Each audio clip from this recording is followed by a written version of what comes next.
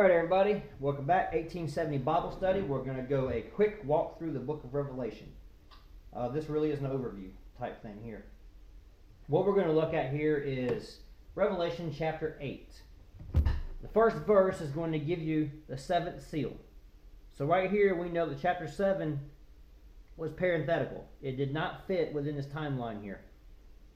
And I believe that to be because God had to give us some fill-in information. I believe he laid down some things that if he didn't give us chapter 7, we would be confused before the next events happened. So that's basically why I believe that. So we'll move on now to chapter 8. The first verse is the seventh seal. It is open. There is silence in heaven for about half an hour.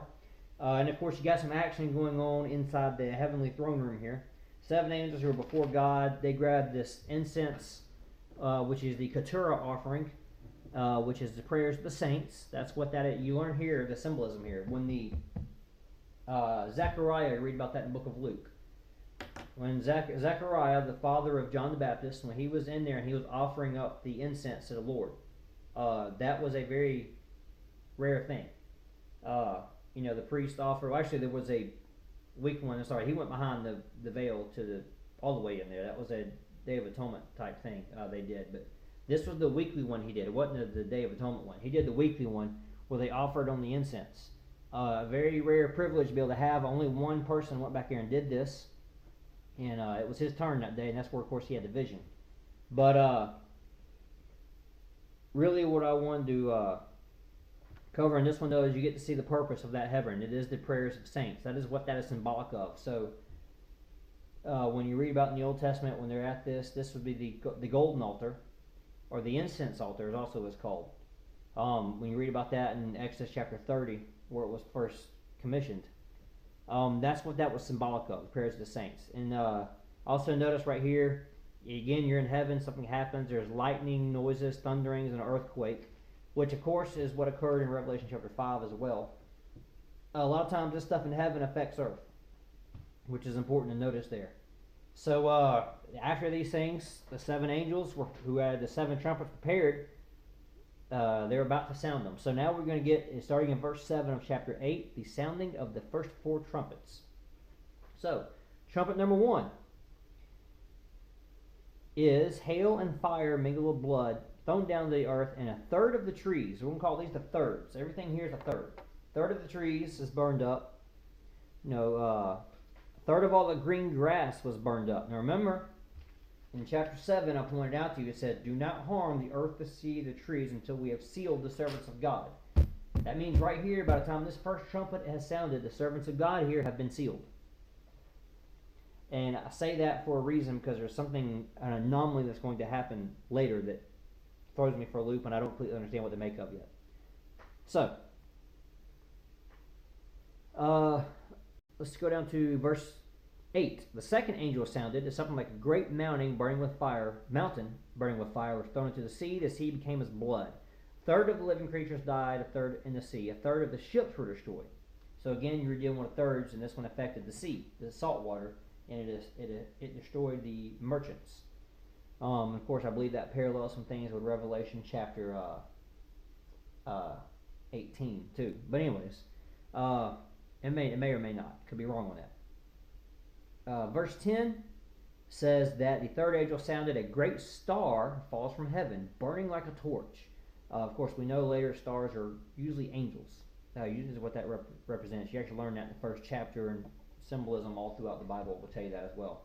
That may not always be true. I'm sure there are always exceptions to the rule here, but in general, that's what they're at there. Then, of course, the star's name is Wormwood.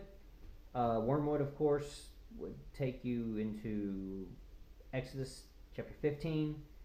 I'm pretty sure it takes you to Ruth as well, where things are bitter. Something being made bitter. Oh, that's right. What's her name was bitter? Ruth's, oh my God, I forgot her name. Live recording here, and I can't remember the woman's name now. The one who is symbolic of the nation of Israel. Boaz was a kinsman redeemer. He was the second closest. Naomi, that's her name. She says she's become bitter. I believe she said, "Call me Mara," I believe, because I've become bitter. Anyways, that's that same deal there with wormwood. And of course, verse 12 of Revelation chapter 8 will be the fourth angel sounds, and a third of the sun was struck, a third of the moon was struck, a third of the stars, and they did not shine. Now, this is interesting here. A third of the day and a third of the night was also struck. Before I conclude, I just want to say something here too. The fourth trumpet and the sixth seal have a lot of similarities, and you're going to find that later. There are instances of the stars falling that it's hard to determine which one of these two it fits at. So I'm going to propose both possibilities. I believe it refers to the sixth seal, but it could be the fourth trumpet, because a third of the stars are blotted out, and you're going to find out.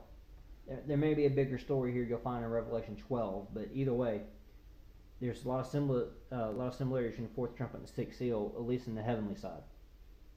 Last but not least, the beginning of the three woes. Verse 13, angel goes to the loud voice, saying, "Woe, woe, woe," three woes, "to the inhabitants of the earth, because of the remaining blasts of the trumpets of the three angels who are about to sound." So there you're going to learn the fifth trumpet, the sixth trumpet, and the seventh trumpet are the three woes.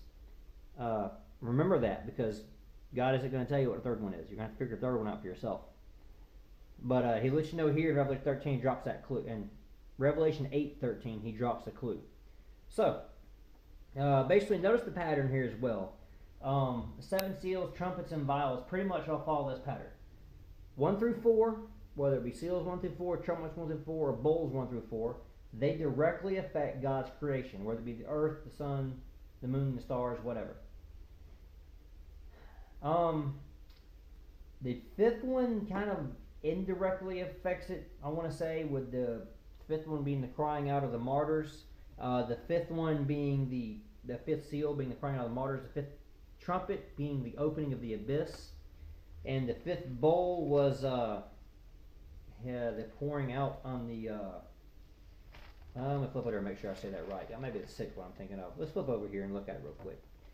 The throne of the beast. So again, the throne of the beast, remember the beast's throne, he took the throne of the dragon's throne was the air. So again, the fifth one kind of indirectly affects the earth. The sixth one greatly affects the earth. The battle of Armageddon is the sixth bowl. The powers of heaven are shaken, which is the sixth seal. And the sixth trumpet was the four riders from Euphrates and that great massive army that was prepared right there. So interesting the similarities there. Of course, the seventh one is pretty much in heaven. Number 1 is silence. That's the seventh seal. The second one is the seventh trumpet. His kingdom, everything of heaven is completed. And the seventh bowl, Satan's kingdom is destroyed. So anyways, that's it. We'll pick back up with chapter 9.